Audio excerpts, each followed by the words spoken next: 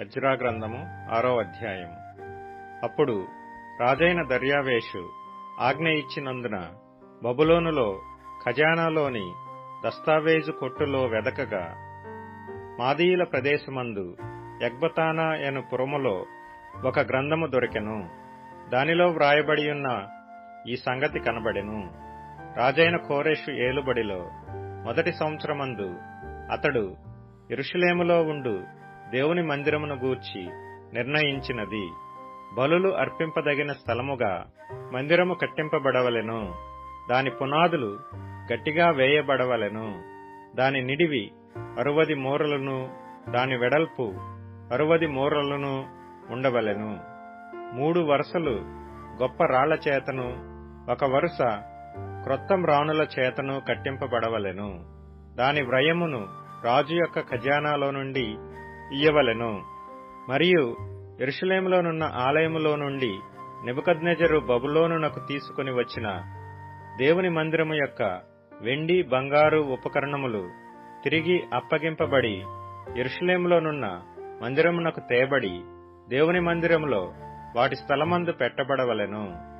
కావున రాజైన దర్యావేషు ఇలాగు సెలవిచ్చెను: నది అవతల అధికారి అయిన తత్తెనై అను నీవును, షతర్బోజ్నెయు అను నీవును, నది అవతల మీతో కూడానున్న అపర్శకాయులను యూదుల జోలికి పోక దేవుని మందిరపు పని జరగనిచ్చి వారి అధికారిని పెద్దలను దేవుని మందిరమును దాని స్థలమందు కట్టింపనీయుడి.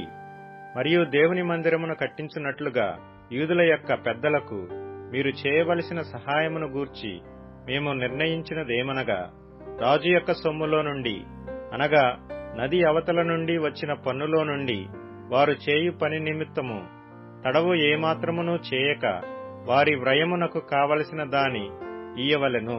మరియు ఆకాశమందలి దేవునికి దహన బలులు అర్పించుటకై కోడెలే గాని, గొర్రె పొట్టేళ్లే గాని, గొర్రె పిల్లలే గాని, గోధుమలే గాని, ఉప్పే గాని, ద్రాక్షరసమే గాని, నూనెయే గాని, యెరూషలేములోనున్న యాజకులు ఆకాశమందలి దేవునికి సువాసనయైన అర్పణలను అర్పించి రాజును అతని కుమారులను జీవించున్నట్లు ప్రార్థన చేయు నిమిత్తమై వారు చెప్పిన దానిని బట్టి ప్రతి దినమును తప్పకుండా వారికి కావలసినదంతయు ఇయ్యవలెను.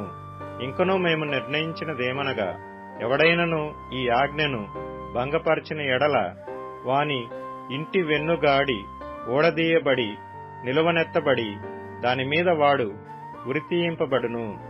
ఆ తప్పును బట్టి వాని ఇల్లు పెంటరాసి చేయబడును. ఏ రాజులే గాని, ఏ జనులే గాని ఈ ఆజ్ఞను భంగపరచి యెరూషలేములోనున్న దేవుని మందిరమును నశింపజేయుటకై చెయ్యి చాపిన ఎడల తన నామమును అక్కడ ఉంచిన దేవుడు వారిని నశింపజేయును. దర్యావేషు అను నేనే ఈ ఆజ్ఞ ఇచ్చితిని. మరియు అది అతివేగముగా జరగవలెనని వ్రాయించి అతడు తాకీదుగా పంపించెను. అప్పుడు నది యువతల అధికారి అయిన తత్తెనయ్యును, షతర్బోజ్నయ్యును వారి పక్షమున నున్నవారును రాజైన దర్యావేషు ఇచ్చిన ఆజ్ఞ చొప్పున వేగముగా పని జరిపించిరి. యూదుల పెద్దలు కట్టించుచు ప్రవక్తయైన హగ్గయియు, ఇద్దో కుమారుడైన జకర్యాయు హెచ్చరించుచున్నందున పని బాగుగా జరిపిరి.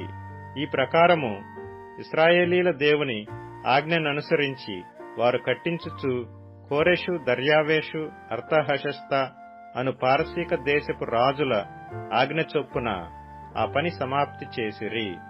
రాజైన దర్యావేషు ఏలుబడియందు 6వ సంవత్సరము అదారు నెల 3వ నాటికి మందిరము సమాప్తి చేయబడెను. అప్పుడు ఇశ్రాయేలీయులను, యాజకులను, లేవీయులను చెరలో నుండి విడుదల నొందిన తక్కిన వారును దేవుని మందిరమును ఆనందముతో ప్రతిష్ఠించిరి. దేవుని మందిరమును ప్రతిష్ఠించినప్పుడు 100 ఎడ్లను, 200 పొట్టేళ్లను, 400 గొర్రె పిల్లలను ఇశ్రాయేలీలకందరికీ పాప పరిహారార్థ బలిగా ఇశ్రాయేలీల గోత్రముల లెక్క చొప్పున 12 మేకపోతులను అర్పించిరి. మరియు వారు యెరూషలేములోనున్న దేవుని సేవ జరిపించుటకై మోషే యొక్క గ్రంథమందు వ్రాసిన దానిని బట్టి తరగతుల చొప్పున యాజకులను, వరుసల చొప్పున లేవీయులను నిర్ణయించిరి. చెరలో నుండి విడుదల నొందిన వారు మొదటి నెల 14వ దినమున పస్కా పండుగ ఆచరించిరి. యాజకులను, లేవీయులను తమను తాము పవిత్రపరుచుకొని పవిత్రులైన తరువాత చెరలో నుండి విడుదల నొందిన వారందరి కొరకును, తమ బంధువులైన యాజకుల కొరకును, తమ కొరకును పస్కా పశువును వధించిరి. కావున చెరలో నుండి విడుదల నొంది తిరిగి వచ్చిన ఇశ్రాయేలీయులను ఇశ్రాయేలీల దేవుడైన యెహోవాను ఆశ్రయించుటకై దేశమందుండు అన్యజనులలో అపవిత్రత నుండి తమను తాము ప్రత్యేకించుకొనిన వారందరూ వచ్చి తిని పులియని రొట్టెల పండుగను 7 దినములు ఆనందముతో ఆచరించిరి. ఎలయనగా ఇశ్రాయేలీల దేవుని మందిరపు పని విషయమై వారి చేతులను బలపరచుటకు యెహోవా అష్షూరు రాజు హృదయమును వారి వైపు త్రిప్పి వారిని సంతోషింపజేసెను.